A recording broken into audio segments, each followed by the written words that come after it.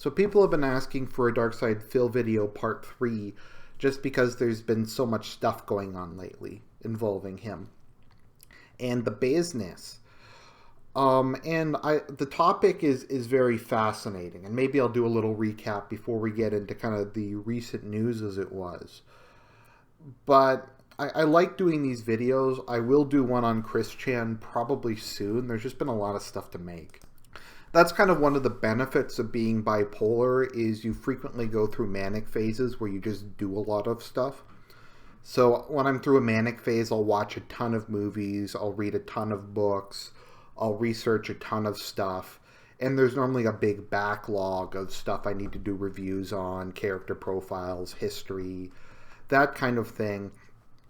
And it's good for someone who runs a YouTube channel because kind of just the nature of my mental illness means I'm interested in a wide range of subjects. So I do reaction reviews, character profiles, etc.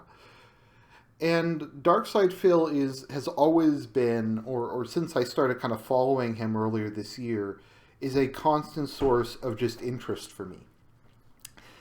And it's like the YouTuber I probably watch the most is Tevin. If you haven't seen Tevin's videos, they're great. He does commentary videos. He has a nice Louisiana accent. I like him. Sons of Kojima is a bit more of a mixed bag, but their Let's Endures are always good. But before we kind of get into recent news, what is so interesting about DarksydePhil? Why does he capture people's imagination more than just about anybody other than maybe Christian? But there's a lot more people who make videos about DSP on a daily basis than Christian. I think because in a lot of ways DSP really kind of summarizes the positives and negatives of internet culture. We have somewhere here who kind of lost his job during the Great Recession or immediately after. I know there's a lot of different views on these things. A lot of people tell me that his father got him the job, and as soon as his father retired, he got fired because everyone hated him. But regardless, he lost his job, and then he was able to make a living through the internet, specifically as an entertainer, making quality content that people like to watch. And I remember back in the day when YouTube was starting, and a friend of mine showed a guy playing video games, and he was like, Argent, this guy plays video games for a living, and he uploads them to YouTube, and he lives off the ad revenue. And I couldn't believe it. It sounded like the craziest thing I had ever heard. I guess for kind of people who are younger than me, this is just kind of normal to have people who do this. But I'm like, really? Someone's playing video games for a living? Unironically? It was just bizarre. And now we have all these people who are making a living on the internet. And it's kind of over time, there's kind of a light side and a dark side to it. That's no pun intended. You have guys like iDubbbz, you have guys like Mike Javons, who I think consistently put out a quality product. iDubbbz always puts a lot of effort into his videos. He always does a lot of editing. Mike Javons, or however you pronounce his name, always has his dry British wit, and he has a good gimmick going. So you have people who I think really take advantage of the format, which is much lower lower cost, because they can normally just fill these things at home, and they can kind of do something, just a creative product. They don't really have a advertising department. They don't have bosses telling them what to do, and they can kind of just express themselves creatively and make money off of that. And that's a good thing. And a lot of people create a lot of good content. We have podcasts, we have people who do history videos, we have creative stuff like people using Total War games to teach history. There's a lot of good stuff out there. And then there's people like DarksydePhil, who represent the, once again, no pun intended, dark side of the whole thing. Which is people who could maybe, it's kind of hard to describe, because DSP used to make pretty good money on the internet, and now it's still his job, but he's not really making enough to sustain himself. And that's kind of the issue with a lot of these people. because they'll go off, they'll do their YouTube thing, and that'll be their full-time job. It's very risky though, because companies don't look kindly on gaps in your resume. Maybe you're someone like you're doing the Great War or something, or some highly produced series, and you could probably find a job in that sector. Like if the guys who did the Great War, if that fell apart, I'm sure a lot of them could use that, put on their resume, and go, look, we made this highly produced series, and try to get a job with a production company or something. But guys like DarksydePhil, who make like a very niche product, don't really have transferable skills. And so while they may be able to do what he did and go online and make a lot of money very easily, very quickly, at the same time it's kind of a trap. It's once they're there, they have to stay there. And any attempt to get out means they'll have to take a massive downgrade in their pay, which is kind of my advice. If you're someone who's making a ton of money on YouTube, just save everything you can. It's not hard to save money if you're making money off of YouTube. As I've said before, working is expensive. It can be hundreds or like $1,000 a month to own a car, to take public transit. You have to buy clothing, you have to buy food. If you live and work at home, that saves a lot of money. So you want to save it all, so when the YouTube career starts to falter, you can go back to school, or you have lots of money to put yourself on your feet. However, a lot of people just enjoy the comfy existence.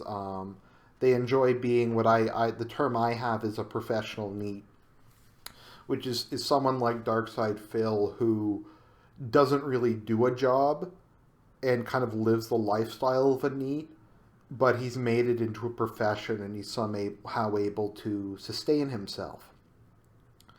So I think he's interesting from that perspective. I think there's also the other interesting thing about Phil, as opposed to a lot of other lol cows, is he has a lot more agency. I don't think Phil is a dumb guy. I think he's probably above average intelligence. I know people find his voice annoying, but he's not a bad speaker. Doesn't have bad speaking skills.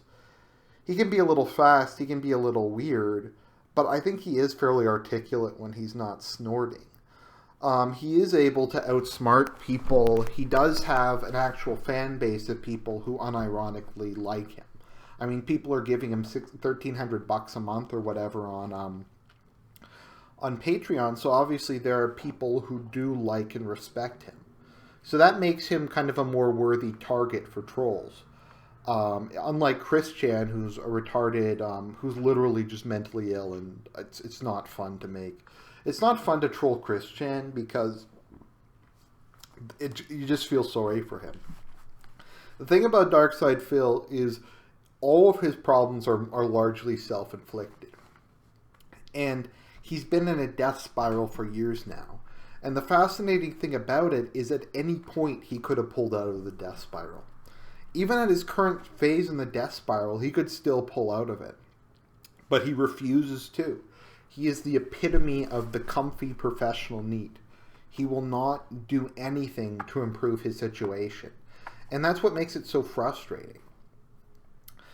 Because he has the kind of life, even as he declines, that most people would envy and would desire. So the Sons of Kojima did this, so I'm just going to kind of rip it off and add my own spin to it. They were talking about a day in the life of DarksydePhil. So DarksydePhil gets up, I think he gets up at 10 or 11 o'clock. I think at one point he had to get up at 9 for something, and he complained about that.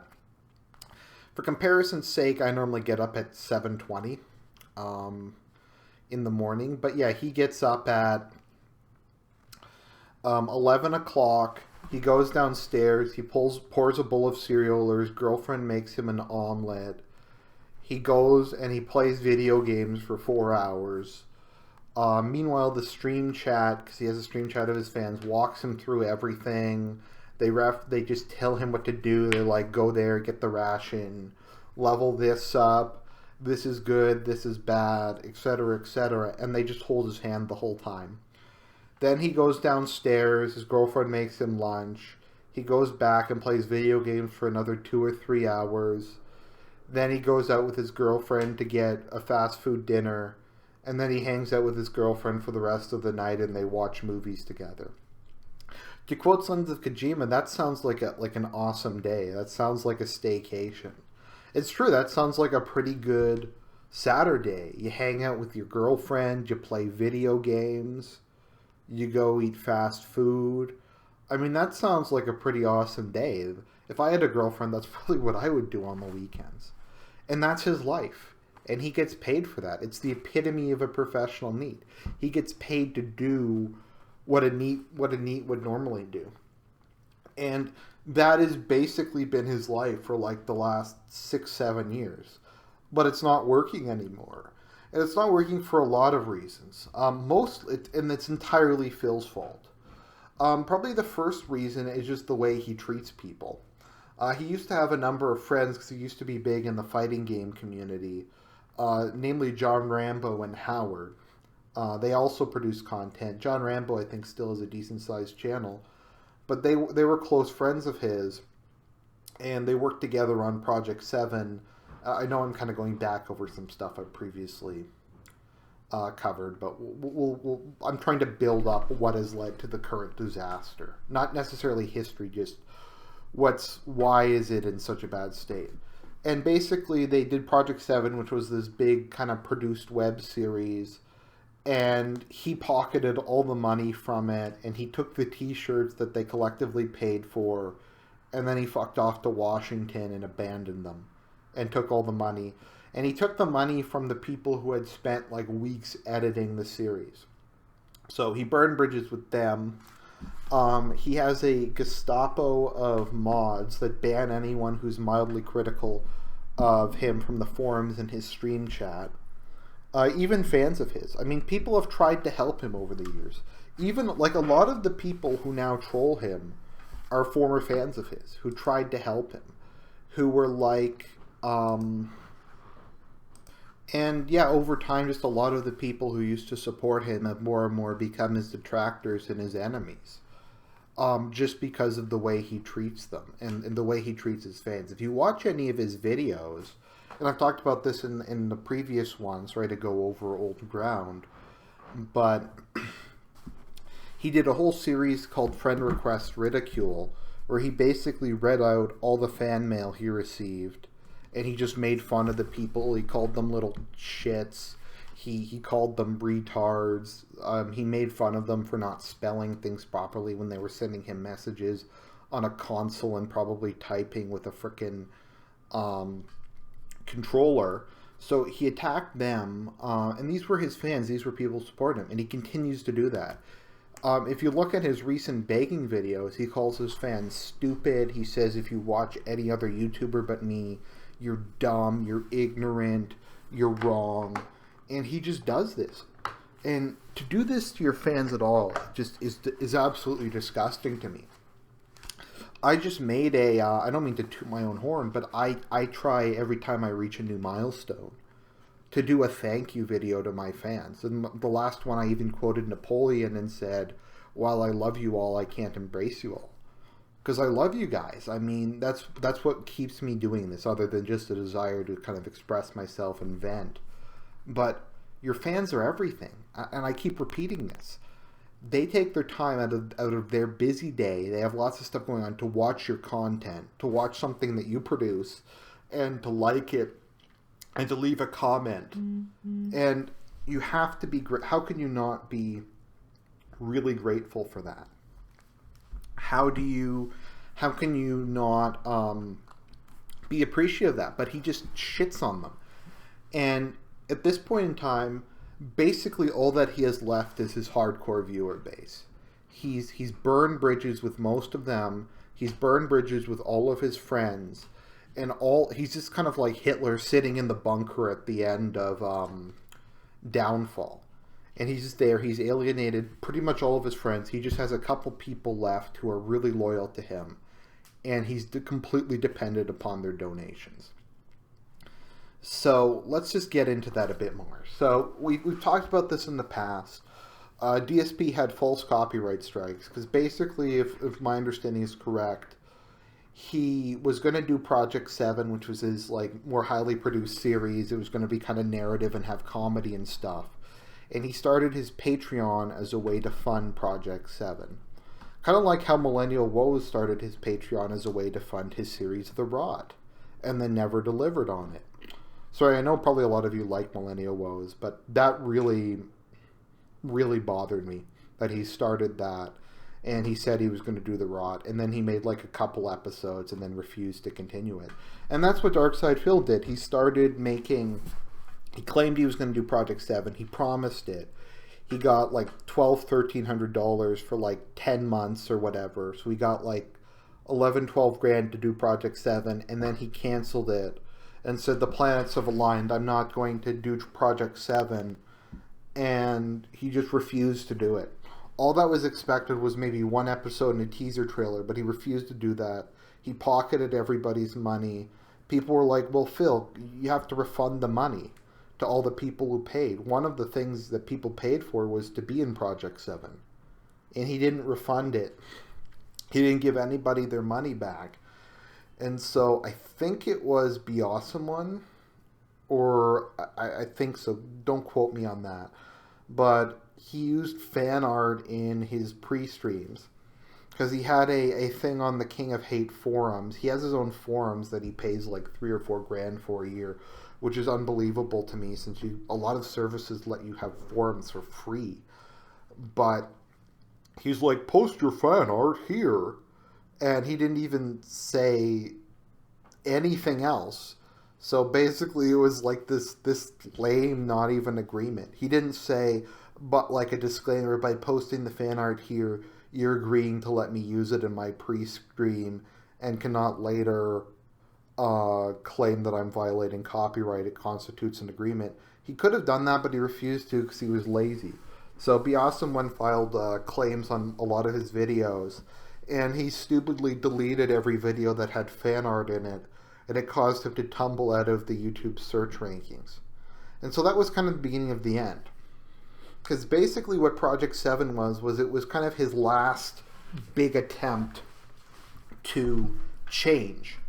Had he done Project 7, even if it hadn't have turned out very good, it would have been something different. It would have been more than just what Phil normally does, which is, all Phil really does is he has a vlog channel, which is him just basically ranting about the same shit all the time, and he has DSP Gaming.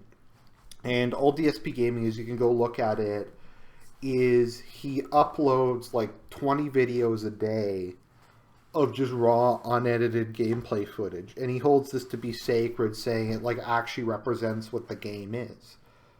And there's nothing wrong with raw, unedited gameplay footage. A lot of people I like on YouTube do raw, unedited gameplay footage. Especially like strategy games. The thing about that, though, is you have to be interesting. You have to be knowledgeable, etc. The people I watch who do, like, strategy games, like a Paradox game, they tend to be knowledgeable about history. They can talk about, like, oh, this is happening. Here's something interesting about Spain. Here's something interesting about how weapons during this period worked.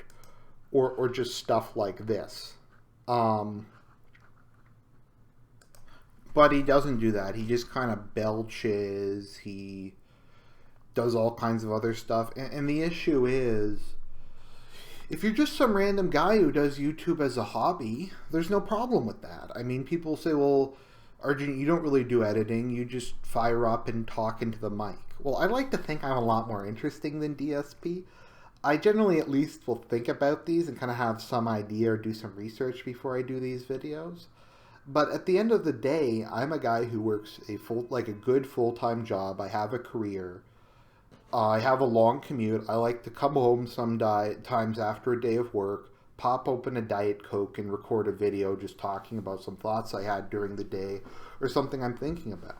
This isn't my job. The thing with DSP is this is his job. This has been his job for 6 or 7 years. And this really kind of comes to the crux of the problem. He's had so many opportunities this whole time to not only save himself, but to thrive. he was one of the first Let's Players on YouTube. If he hadn't have been a complete douche, he could have formed relationships with all these other people. I mean, a lot of us in the alt-right, we have a community here. I can go on Adam's podcast. I can go on Raging Papist. I went on Millennial Woes once. We all kind of know each other. We share each other's content. We promote each other.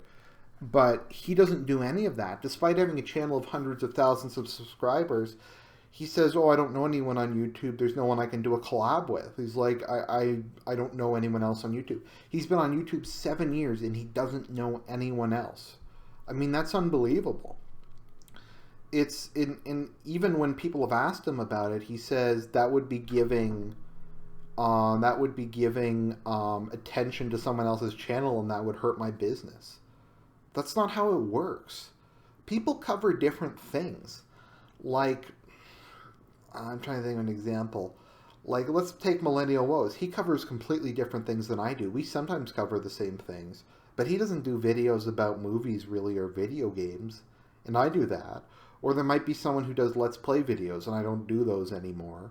And if I go on there and we kind of have a conversation, people can subscribe to multiple channels. They can go, oh, I want to see a reaction review, I'll go to Argent's channel. Or, oh, I want to see gameplay, I'll go to this person's channel. People have a lot of different things they like. Cross-promotion is kind of one of the most basic things in business, and Phil claims to have a business degree. Cross-promotion is a win for everybody. Even if the other person's also a Let's Player, they might say, well, I'm kind of in the mood for kind of more of an intellectual NG Paradox one, or I'm in the mood for kind of a more humorous Epic Name Bro one. Or I want something really stylized, like Somewhat Angry Joe. But he refuses to do anything like that because he's a shut-in. And I know I am too, but once again, it's not my job. It's not my career, so he refused to do that. It took him forever to adopt live capture. Now, I don't really understand how any of this works. I've never used a capture device. If I record something, I just record it on my PC. But apparently what he used to do was just point his camera at the TV, and it was a shitty camera, and the video quality was horrendous, and he used that for years. And he used it for way longer than he needed to when everyone else was adopting direct capture. And because direct capture is direct capture, it looks exactly like it looks on the screen. It's good quality, the audio's good, and you just record with Facecam or your audio commentary over it. But it took him years to do that. And he was making these shitty low-quality videos while everyone else was thriving. The man has no drive. He has no ambition. Whenever people ask him, he's like, no, my stuff is pure. I refuse to change. And if this is something like, oh, I don't want to ship my business overseas and make all these employees homeless and steal their jobs, or I don't want to charge billions of dollars for these life-saving drugs, then I would understand and respect that. But that's not the case. The case is these are stupid video game videos. He's not even doing the kind of stuff I am. Like, I'm not trying to toot my own horn, but this is just, I think you have to compare it to yourself. I have people on my channel who I've helped. I've helped them to find religion, to find faith. I've helped them to seek mental help, seek help for the mental illness. I've helped them kind of deal with some of their personal issues, and I've kind of mentored them. And I frequently have people say, Argent, some of your videos are very helpful to me personally, and if nothing else, they make me feel less alone. So, but his stuff isn't that. It's just it's just video game playthroughs. And like I said, there's nothing wrong with that. But he refused to change. When people started editing videos, he refused to do that. And I think he has a false understanding of what editing videos is. In his case, what he would basically need to do is just have a decent memory. When he's done recording his, 3 or 4 hours of video games, he just has to skim through it edit out the dead parts, the uninteresting parts, like, let's say he's walking from one town to another in Pokemon or something. Just edit that out. Edit out, like, if he's dying a bunch of times on a boss and it's not interesting or funny. Just cut that out. He doesn't have to, like, assemble a freaking montage every time. Just if he would somewhat edit it, if he would take maybe, like, 25% out even, it would be much more watchable and it would be much more entertaining. But he won't do that. He refuses to do that. He thinks either every video is an Angry Joe review or it's not. I mean, two best friends do full Let's Plays. They just do some editing. It wouldn't even be that difficult. And this kind of brings us to kind of some other issues with him. I mean, and this is the frustrating thing about DarksydePhil. He has so many opportunities, and even at this point, he could still turn it around, but he just won't, because he's so lazy and he's so stubborn. He lives with his girlfriend, Leanna, and she hasn't worked until recently, and she works a minimum wage job. She just lay around the house all day and mooched off of him. So you have another adult there who's not working. Why couldn't he have gotten her and just said, look, Leanna, I love you, but you need to contribute to the business. So here's what we're going to do. You're going to take some online courses or just use YouTube videos. You're going to learn how to do video editing, and you're going to edit my videos for me. I'm going to spend the day recording, and while I'm doing that, you can go through the previous day's videos. You can edit out the fails. You can edit out the other stuff. You can kind of compress the videos, and we can put up maybe 4 or 5 videos that have a lot better quality than spamming 15 a day. And he could have done that, and that would have not cost anything extra. That wouldn't have been any extra effort on him. Or she could be working on montages, or she could be writing scripts for something. He had another person who basically could have worked for free because they share an income, but he refused to do that. He won't do that. He won't partner with other people. He won't do video editing. And what he decided to do instead of all of this is to move across the country. Why he decided to move across the country, I don't know. His business was in decline. He was losing money, but he bought a $250,000 house in a gated community.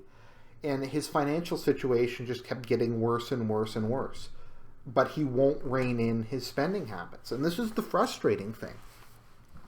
As someone who works, I mean, I love my job. A lot of the time it doesn't feel like work.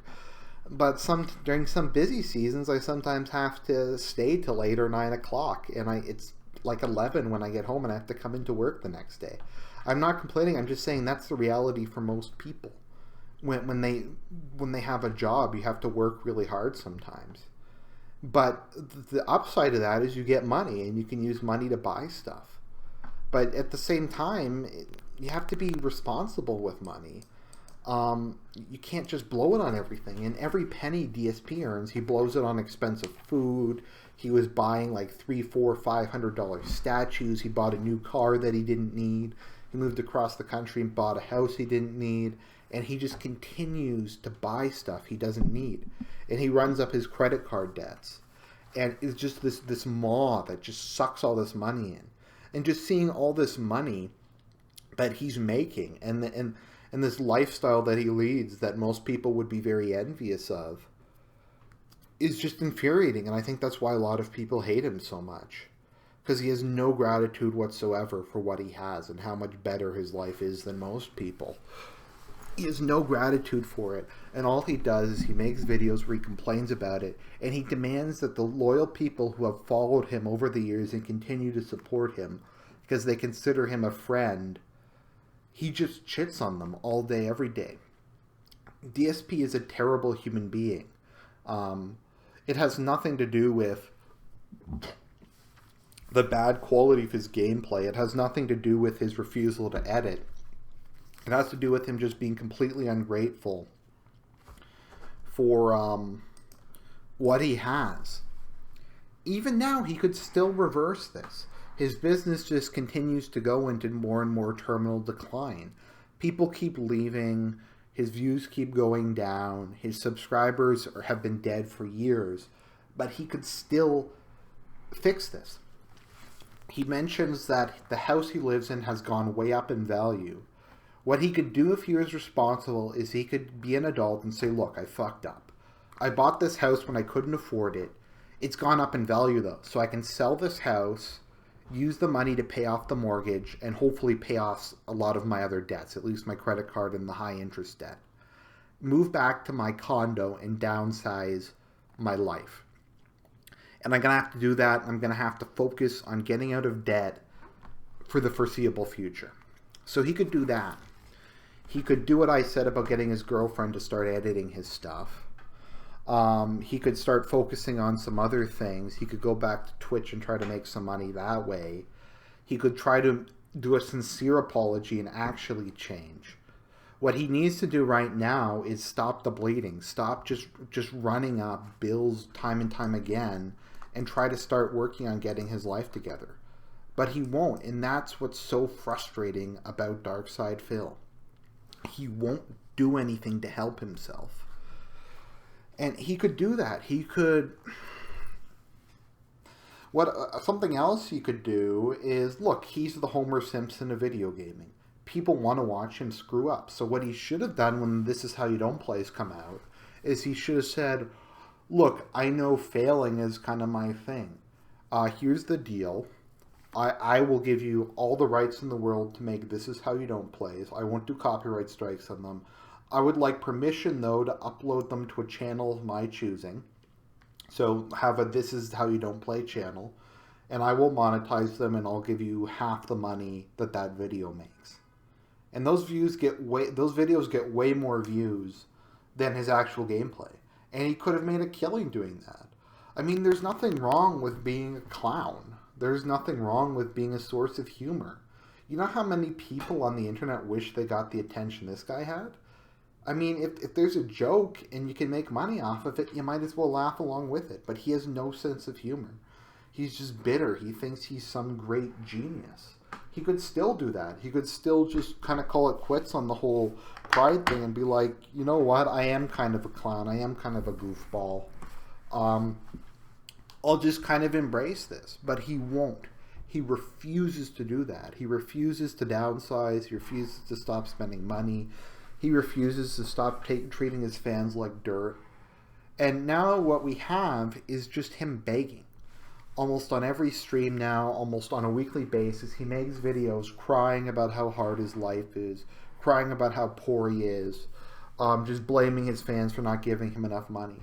He doesn't make enough money off of ad revenue. If you're not making enough money off of ad revenue to fund yourself, then you shouldn't be on YouTube, in my opinion. The exception to that is series like The Great War, or like highly produced shows that are like TV shows more than one-man shops. Those people have every right in the world to ask for donations for their fans. Because you look at something like The Great War, it has amazing production value. They travel around. They have like a cast who do it. They need the money. They need the capital to run that show. DSP is literally just some moron pointing at like using a computer to capture stuff. He doesn't need money. He doesn't need capital for his thing. I mean, you can still have a Patreon. You can go, look, if you like my stuff and you want to throw me a couple bucks and help pay some bills, that's fine. But this man gets $1,300+ a month. He gets all this money a month for basically doing nothing. And this is from people who watch his videos and give him money through ads anyways. And all he can do now at the end, all he can think of is to just shit on them and just to try to guilt them into giving him more money. And I think in this video he was like, I lost all my friends, I lost all my family, I spent all my life making content for you guys, so you have to give me more and more money. And his fans, like the few fans he has left, are giving him tons and tons of money. But he just continues to blow it and continues to waste it. And the situation just keeps getting worse and worse and worse. And he can still fix it. It's going to be really hard. It's going to take him probably years to drag himself out of the hole he's in. But if he would just attempt course correction, he would at least have a chance of escaping, but he won't. And that's kind of the thing with DarksydePhil. He just won't, but he doesn't have an excuse not to. And he will continue to fight and he will continue to go down with the ship. And that's kind of just what's been going on lately. He's just been doing video after video. He's been complaining. He had a whole thing where he asked his viewers for suggestions, and they gave a lot of good suggestions in my view, but he just shot them down and told them to fuck off, etc.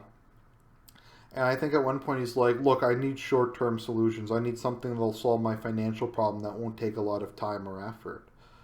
And he's like, I need Patreon goals, like Patreon perks that don't take a lot of time, so I don't have time to do it. And I'm like, well, you get paid $1,200 a month. That's like what I get paid in, well, that's $1,200 in American. So that's probably like what I get paid every 2 weeks. So it's basically like, so he gets half a month, like a half a month of my salary a month, and he can't make good on the promise. That's like 80 hours of labor. That would buy 80 hours of my labor.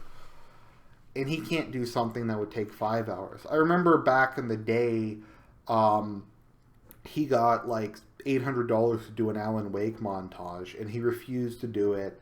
And he told his fans to go through the playthrough, get timestamps of the parts they want from the montage, and to do it for him. And that's what this guy's like. If you think if I got paid $800 to do a montage, I'd spend like 20 hours doing that montage. That's a lot of money. That would be, I guess this is the way I think, you could pay off a chunk of your student loans. You could put that towards your mortgage. You don't have to pay interest on that anymore. You could put that in your savings account. You could use it, I don't know, to buy yourself some stuff.